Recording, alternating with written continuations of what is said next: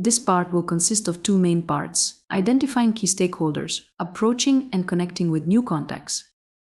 Identifying key stakeholders. Let's start with the main question in this thread.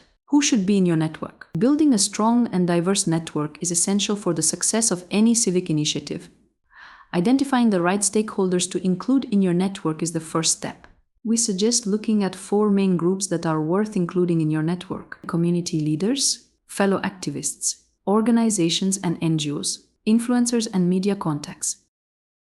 Community leaders. Who they are? Community leaders include influential individuals within your community who hold formal or informal positions of authority. These may be local politicians, religious leaders, educators, business owners, or longtime residents known for their involvement in community affairs. Why do they matter?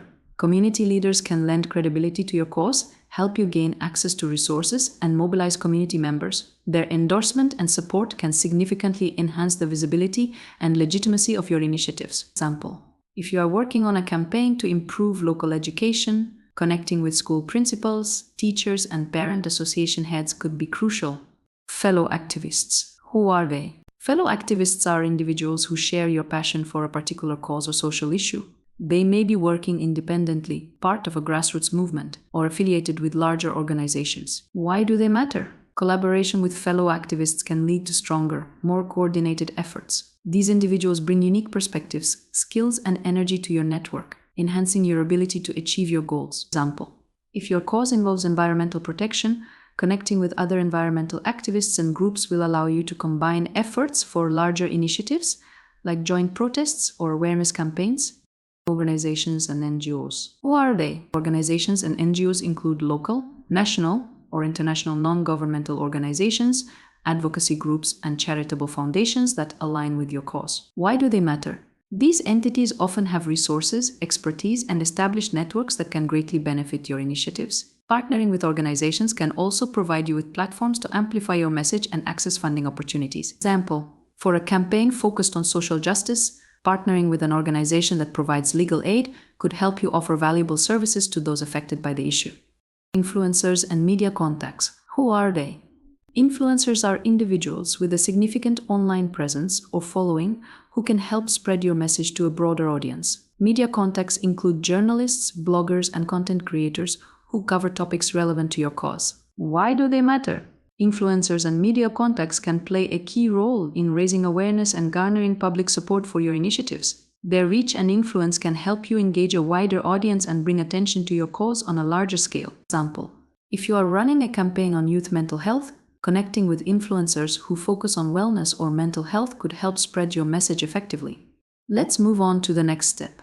Once you've identified potential members for your network, the next step is to approach them effectively. Here are some strategies to consider. Research and personalization. Mutual connections. Offering value. Let's look at these strategies in detail. Research and personalization. Research. Before reaching out, do thorough research on the individual or organization. Understand their interests, past work, and how they align with your cause.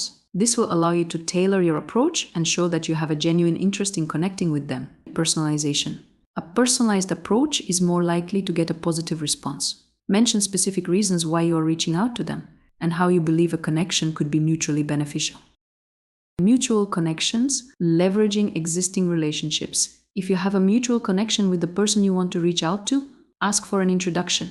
This can make the approach warmer and more credible. Networking events. Attend events, conferences, or community gatherings where potential contacts are likely to be present. Meeting in person can make the initial connection more meaningful and memorable. Offering value. Start with giving. When approaching a new contact, consider what value you can offer them first. This could be sharing resources, offering help on a project, or providing insights that could be beneficial to their work. Reciprocity. Building relationships based on mutual benefit fosters long-term connections. Demonstrating your willingness to contribute can make others more inclined to support your initiatives. When you've chosen a strategy for building your network, it makes sense to move on to the next step. Crafting effective introductory messages.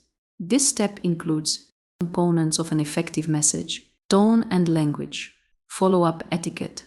Components of an effective message. Crafting a clear, concise, and engaging introductory message is crucial when reaching out to potential network members. Here's what your message should include. Introduction. Briefly introduce yourself and your role as a civic activist. Mention any relevant affiliations, such as the organization or campaign you represent.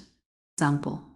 My name is Agnieszka Kowalska, and I am a youth activist leading a campaign focused on improving access to clean water in our community. Purpose of the message. Clearly state why you are reaching out.